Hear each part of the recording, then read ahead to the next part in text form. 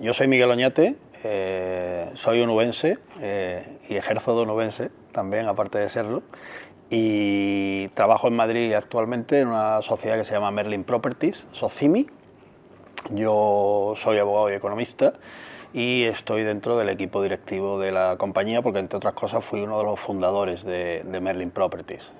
Merlin es un producto bueno de la anterior crisis inmobiliaria, de la crisis del 2008, y Merlin nació en el año 2014 como consecuencia de algo que creo que es muy importante para el sector inmobiliario, que es un marco jurídico favorable. Entonces, en el año 2009 se creó una figura jurídica llamada SOCIMI, que son sociedades que cotizan en el mercado, en la bolsa, y que se crea precisamente para atraer ahorro, fundamentalmente extranjero, a España para invertir en el sector inmobiliario. El sector inmobiliario a largo plazo, es decir, son compañías cuyos activos no se venden, no rotan de manera inmediata, sino que tienen una obligación de permanencia, de tal forma que lo que se pretende es tener ahorro a largo plazo, y eso se crea entre el año 2009 y el año 2012, y así nacen las SOCIMIs. Ahora mismo en España hay más de 100 SOCIMIs, es una palabra que es muy frecuente de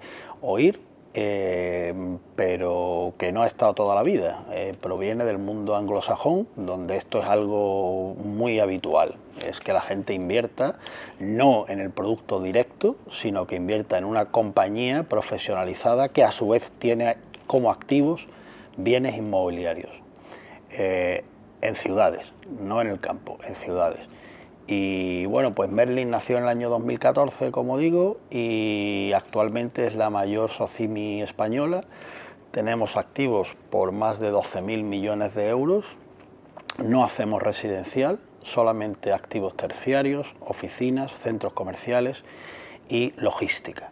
No hacemos viviendas, entre otras cosas porque lo normal en las viviendas es hacerlas y venderlas, y precisamente eso es lo contrario a las SOCIMIs. Hay SOCIMIs residenciales también, son las de viviendas en alquiler, que es otro sector en el cual Merlin no entra.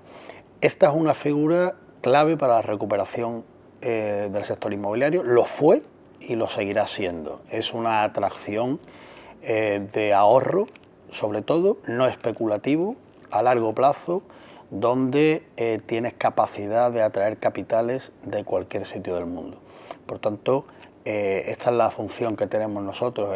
La compañía es una compañía que seguirá viviendo después de nosotros. Es una compañía, no es un fondo a corto plazo, sino es algo estable, a largo plazo, creador de valor, fijado en el territorio, no muy lucrativo, pero muy seguro, y que esperemos que no haya modificaciones legislativas como la que en algún momento suenan, que vayan en contra de la estabilidad jurídica que estas figuras han traído al panorama y a la economía española.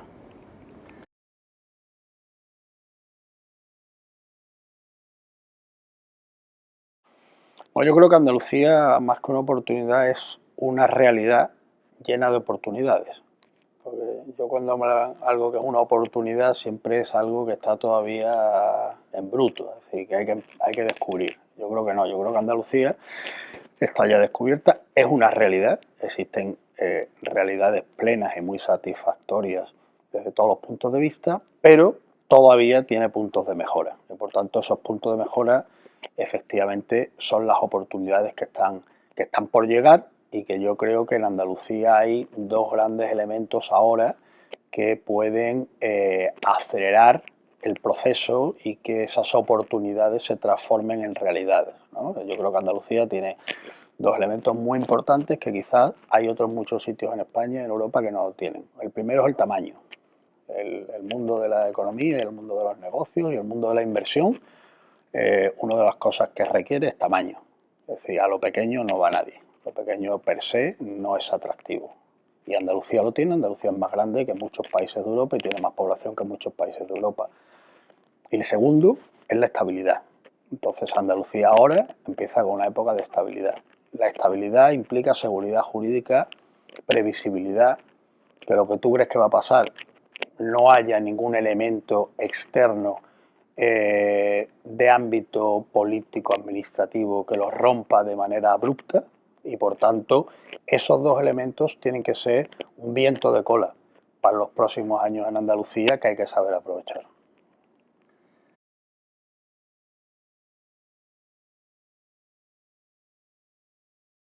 Yo creo, por ejemplo, un elemento que habría que mejorar es la capacidad de atracción de talento o de retención de talento. Es decir, no puede ser que los mejores expedientes de las universidades andaluzas no se queden aquí.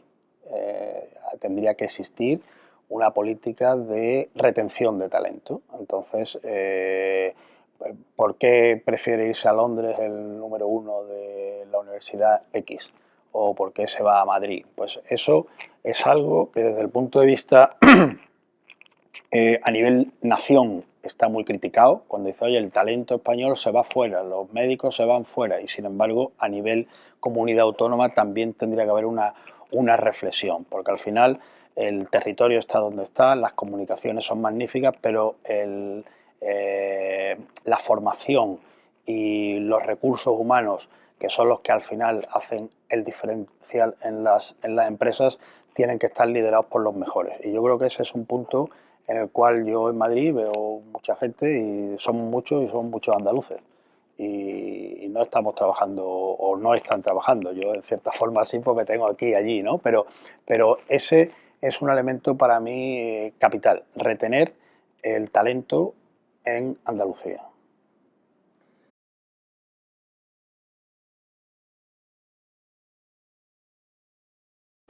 Bueno, evidentemente la situación es una situación de incertidumbre, porque necesariamente la guerra per se es algo terrible, no tiene ningún efecto colateral positivo, ni lo ha tenido ahora ni lo tendrá nunca, porque afecta directamente al ser humano, porque la guerra es la muerte. Lo que ocurre es que en este caso concreto está todavía acentuada ese elemento perverso por las consecuencias en el mundo económico, ¿no? Y evidentemente por la naturaleza de los países en conflicto, que son Rusia y Ucrania, y que afectan a la producción tanto de energía como de alimentos, ha conllevado a una situación de inflación pues no vista en los últimos 40 años. La inflación es una desgracia desde el punto de vista económico, porque es un consumidor de riqueza y un generador de pobreza, y por tanto los estados tienen que reaccionar. La única reacción que tienen es subir los tipos de interés. Los tipos de interés es que todo cueste más, que la inversión sea menos rentable, que el consumo se desplome y que la riqueza desaparezca. Entonces, pero es la única medicina. Por tanto, ¿el sector inmobiliario está afectado? Por supuesto que está afectado.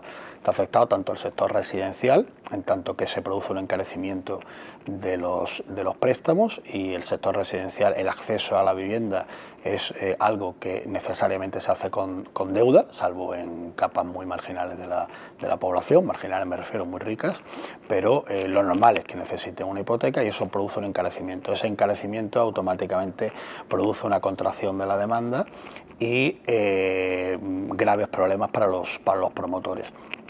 Desde el punto de vista del sector terciario, la financiación se encarece, por tanto las rentas que tú obtienes por el arrendamiento de tus bienes inmuebles son rentas menos productivas porque te cuesta más la financiación de los activos. Y por otro lado, las valoraciones de los activos inmobiliarios disminuyen cuando suben los tipos de interés, porque suben las tasas de descuento y por tanto las rentas futuras valen hoy menos que lo que valdrían en una situación de tipo de interés muy bajo. Dicho lo cual, los tipos de interés que estamos ahora, ayer ha subido el Banco Central Europeo 0,5, son tipos de interés todavía por debajo de lo normal. Estamos acostumbrados o hemos estado acostumbrados a que el dinero no costase, lo cual era algo absolutamente sin sentido. Pero la tendencia de subida de tipo de interés es una situación realmente mala para el sector inmobiliario y para otros muchos sectores, y por tanto llega un tiempo de incertidumbre.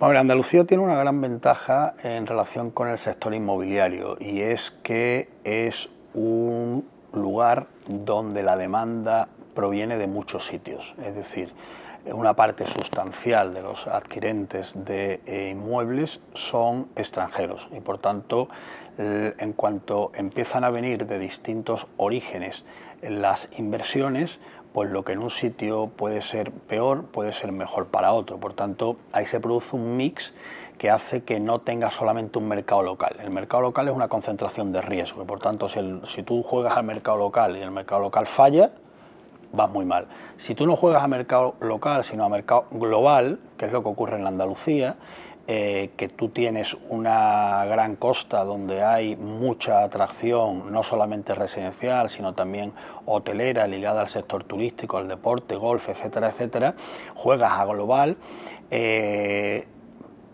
mitiga mucho el riesgo que tendrías si fueras un mercado absolutamente local. Por tanto, el tamaño y la diversidad en cuanto a la demanda son dos factores que no digo que eliminen, pero sí pueden mitigar la situación de incertidumbre a la que me refería antes.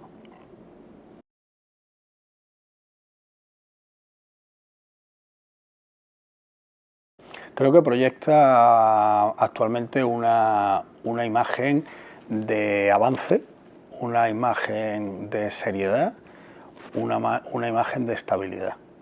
Por tanto, fuera cualquier tipo de situación folclórica, ni de situación aprofesional, ni de situación de no estar realmente concienciado de lo que es la función de cada uno en el sector de la economía.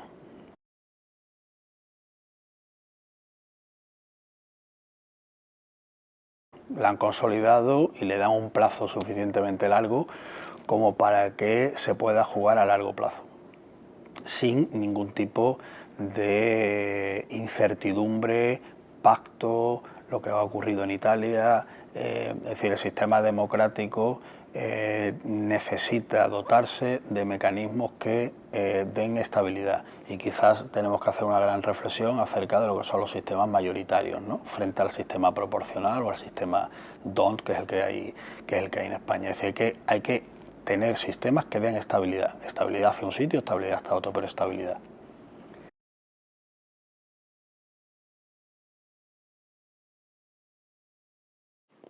Bueno, yo creo que tenemos que darle una vuelta a aquellos sectores que generen más valor añadido. Es decir, no podemos centrarnos exclusivamente, aunque es muy importante, y yo lo he dicho, al sector turístico, al sector servicios. Eso, por supuesto, que hay que protegerlo y hay que ayudarlo, ¿no? Pero tenemos que darle una vuelta al sector industrial. No puede ser que una economía como la andaluza se esté eliminando industria.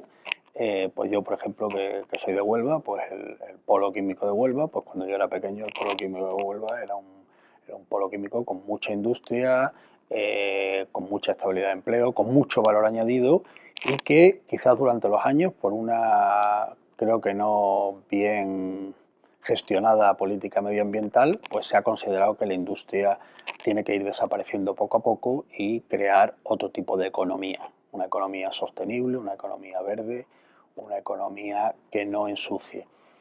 La guerra de Ucrania y la situación actual, estamos viendo el problema energético en Alemania, estamos viendo el movimiento que se está produciendo en la Unión Europea acerca de qué se considera economía y energía verde, nos puede hacer reflexionar acerca de ello, ¿no? Es decir, oye, ¿por qué no es compatible una industria importante de valor añadido, con tecnología, con digitalización, con creación de empleo estable, porque eso no es compatible con el medio ambiente? Creo que esa reflexión tiene que llevarse a cabo y no podemos ser absolutamente dependientes de todo. Es decir, un país donde no se hacen mascarillas, un país donde no se fabrican, sino que permanentemente se importa, tiene debilidades cuando vienen mal dadas.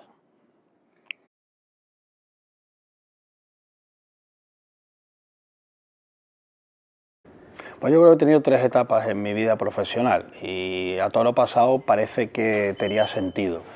Una primera etapa ha sido la etapa de la formación, que es cuando estuve tanto en Arthur Andersen como en Garrigues, y por tanto es donde obtuve los conocimientos, sobre todo en el ámbito jurídico, ligado al sector inmobiliario. Una segunda etapa que fui promotor y por tanto llegué a la ejecución de proyectos, y una tercera etapa que estoy en el ámbito de la gestión de compañías, por tanto de formación, ejecución de proyectos, gestión de compañías. Creo que ese es el itinerario lógico porque vas acumulando una experiencia que se concentra finalmente en la gestión de la compañía, porque la compañía no son solo proyectos, son personas, son proyectos, son estrategias y por tanto lógicamente ese tiene que ser la culminación de la carrera profesional.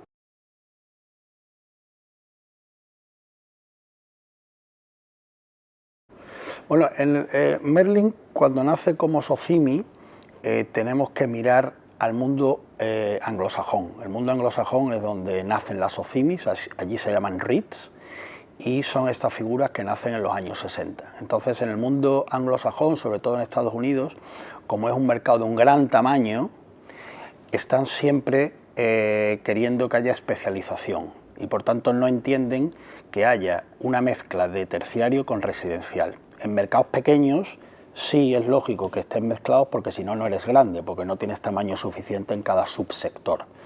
Entonces tuvimos que optar. Los REITs o son residenciales o son terciarios. ¿Por qué optamos por el terciario? Tenemos nuestras dudas acerca de la relación con los inquilinos de viviendas. Es decir, los inquilinos de vivienda son ciudadanos, por tanto votantes, por tanto están permanentemente tutelados y mimados por las administraciones públicas, porque lo consideran como algo susceptible de voto. Mientras que en el sector terciario las relaciones comerciales son mucho más profesionalizadas, porque son entre compañías. Por tanto, el libre mercado opera mucho más en el ámbito del sector terciario que en el ámbito residencial. Al no poder mezclar, había que optar. Optamos por el sector terciario. Dentro del sector terciario sí tocamos varios subsectores. El retail, centros comerciales, no tiene nada que ver con el logístico, pero los tocamos también. Y por último, el de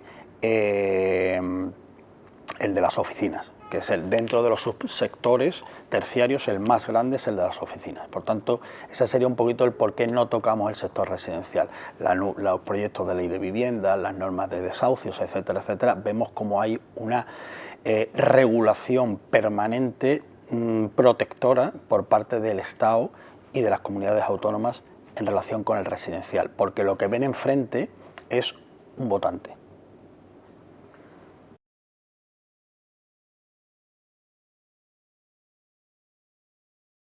Bueno, Merlin tiene a nivel nacional dos grandes proyectos en expansión.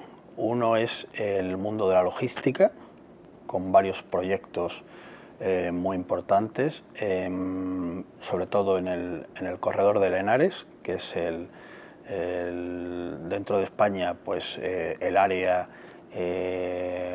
más poblada de logística. Pero también tenemos en Andalucía tenemos en la ZAL del puerto de Sevilla, en la zona de actividades logísticas del puerto de Sevilla, y creemos firmemente que la logística tiene todavía mucho recorrido porque va íntimamente ligada con los cambios de hábitos de los ciudadanos. Los ciudadanos cada vez quieren tener más cerca los productos que adquieren, y por tanto eso solamente puede ocurrir si los productos ya están almacenados cerca de donde están los ciudadanos. La impaciencia es uno de los rasgos de la actualidad, y la gente es impaciente, por tanto no permite retrasos en las entregas, y ese es el gran elemento que ha dinamizado la actividad logística en España y en el mundo. El segundo ámbito de expansión son los data centers. Los data centers son una figura nueva, novedosa en el mundo del real estate, y también viene generado precisamente por los cambios de hábitos. Es decir, cuando yo venía hace 9 años en el AVE de Madrid a Sevilla, pues había aproximadamente un 5% de los viajeros que estaban utilizando el móvil, y los demás estaban durmiendo, leyendo el periódico, leyendo un libro o hablando. Y esta mañana, cuando he venido en el AVE de las 7, pues el 90% estaban viendo algo en el teléfono y el resto estaba durmiendo. Eso significa que todos esos teléfonos que se abastecen de datos, porque no están hablando por teléfono, están viendo series, están viendo partidos de fútbol, están viendo películas, esos datos necesitan estar cada vez más cerca del destinatario. Y España es el punto clave de entrada a Europa de esos datos. Ya están llegando, ya algunos han llegado, y por tanto ahora requieren su almacenamiento, y ese es el data center. Es un sitio donde se almacenan datos para ser transferidos de manera inmediata a los últimos usuarios de los mismos. Esos son los dos grandes proyectos actuales. Por supuesto, en cuanto al negocio de oficinas, centros comerciales, estamos invirtiendo, renovando, actualizando, invirtiendo en tecnología, invirtiendo en digitalización, en sostenibilidad, pero expansión de esos dos áreas de negocio.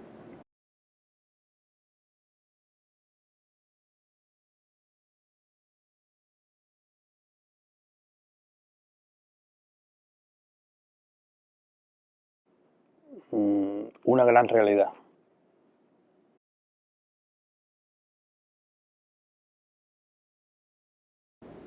La próxima generación.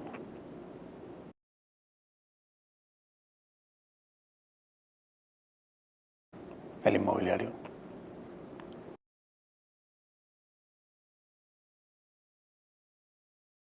Ahora,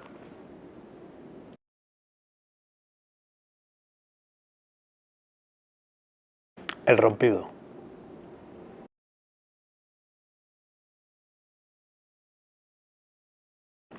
En mi caso, el AVE.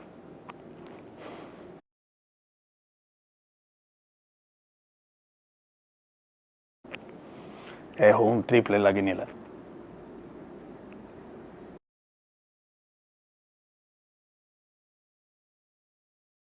El pesimismo.